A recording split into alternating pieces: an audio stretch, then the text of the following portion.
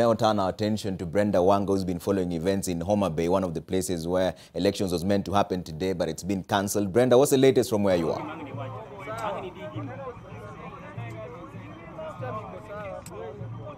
Well, Trevor, I am in Homa Bay town right now, where a sense of calm has returned to this town that has seen continuous protests against the IEBC.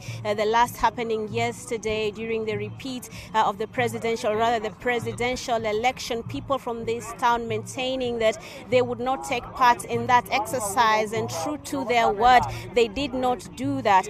We have seen, as of this point right now, the cancellation or rather postponement of that election that was meant to have taken place today has calmed the waters here, so to speak. Business is slowly returning to normalcy, but today being a Sabbath day for most of the residents who live in this town, most of them have gone to church.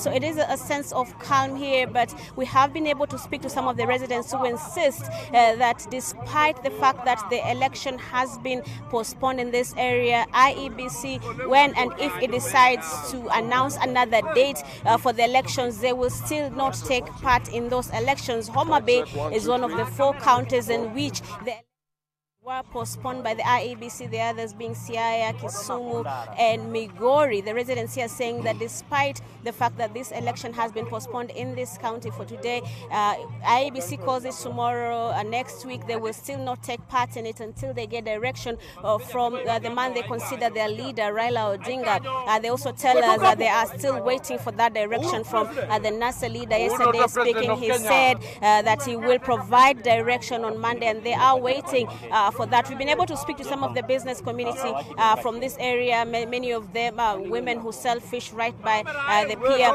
and they tell us this protest, as much as they feel that it is their right to vote or not to vote, the protests have had a dire effect on their businesses. The women tell us they are witnessing huge amounts of losses. Excuse me, please. They are witnessing huge amounts of losses. They have not been able to move their produce, and they're calling for peace. However, Trevor, it is interesting to note that in the midst of all these complaints, they say they have no problem with their candidate, Raila Odinga. They also don't overly blame the Jubilee candidate, but they are taking all the blame to the IEBC's doorstep, especially the chairman of the IEBC, Wafula Chebukati, and asking him why, according to them, he insisted on conducting an election that, according to them, has no bearing. So at this moment, Trevor, it is a sense of calm here in Homa Bay, but we will be watching to see how things unfold.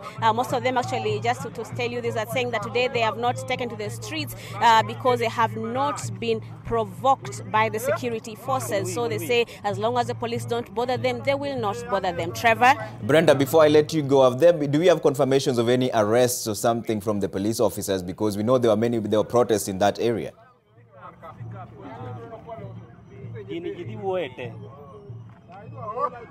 As of this point, Trevor, I cannot confirm or deny that there have been arrests, but what we do know that there have been reports of police using excessive force on some of the residents here. We are told there's a man in hospital right now who is receiving treatment for gunshot wounds.